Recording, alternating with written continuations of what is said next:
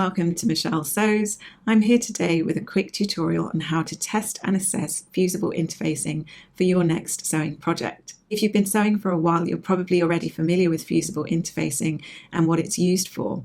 Fusible interfacing can give you crisp collars, structured lapels and facings, and can be used to give strength and support to areas where you might be inserting a zip or attaching buttons or inserting inseam pockets, for example. I've actually got 3 tips to do with fusible interfacing before we get to the test itself. The first tip is to use swatches. I keep swatches in a folder with other sewing notes where I've literally just taped small swatches of interfacing to the pages in my folder with notes on the type of fabric for which each interfacing is suitable, the fusing instructions and the care instructions that apply to the interfacing once it has been applied to your fabric. So I tend to use the Vilene brand of interfacing. This is not a plug for them, but that is honestly what I use because I find that ordering the same brand from different shops means you're always going to get the same interfacing as opposed to the sort of anonymous,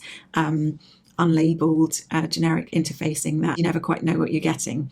So if I'm ordering a Vilene G405 interfacing, I know exactly what that is. I've got my swatch in my folder and I'm good to go. Once I have tested fusible interfacing, I will often keep the fabric swatches that I've tested the interfacing on, as well as the loose samples of interfacing that I have, so that I build up a library of what each interfacing looks like on different types of fabric. So if I've already tested a particular interfacing on a cotton lawn, I don't need to test it on the next cotton lawn project, and so on.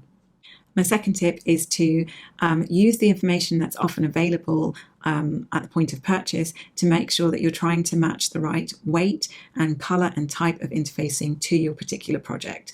So you may need to look for a knit interfacing or a stretch interfacing as opposed to a woven. You may be looking for a weft insertion interfacing for tailoring purposes. They each have their strengths, advantages and disadvantages for different types of fabric. So take care to try and match carefully to the project that you want to use the interfacing on. You may still need to use different weights of interfacing on the same fabric depending on the type of project that you're working on. So on a tailored jacket, for example, if you're using fusibles, you may use a lighter weight interfacing for some sections and a medium or slightly heavier weight interfacing on other sections. So when I say match the weight of the interfacing to the fabric, that's not to rule out using different weights on the same fabric. You always have to have in mind what structure and support you're trying to build into the garment with the particular interfacing that you've chosen. You should always follow the recommended method for applying the fusible interfacing you have purchased. Often this is available on the retailer or the manufacturer's website, and in some cases it's also in abbreviated form down the selvage of the interfacing. There are different ways of applying fusible interfacing. Some of them require application with a dry iron, which means not having steam, the steam function enabled on your iron and not introducing any other form of moisture.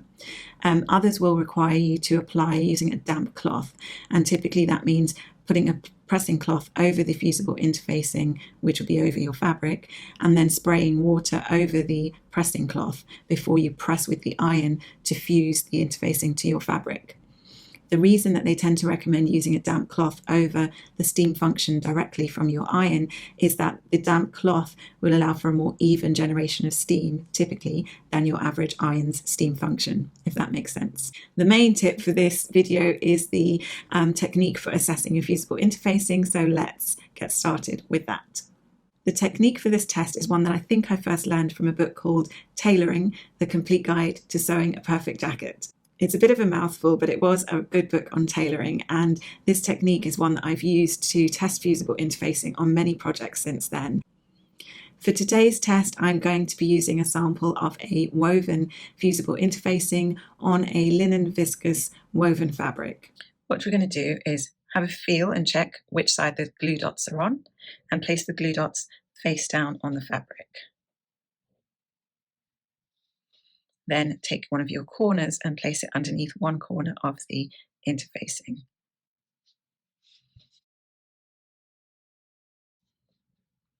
And now we're going to apply the fusible interfacing to our fabric.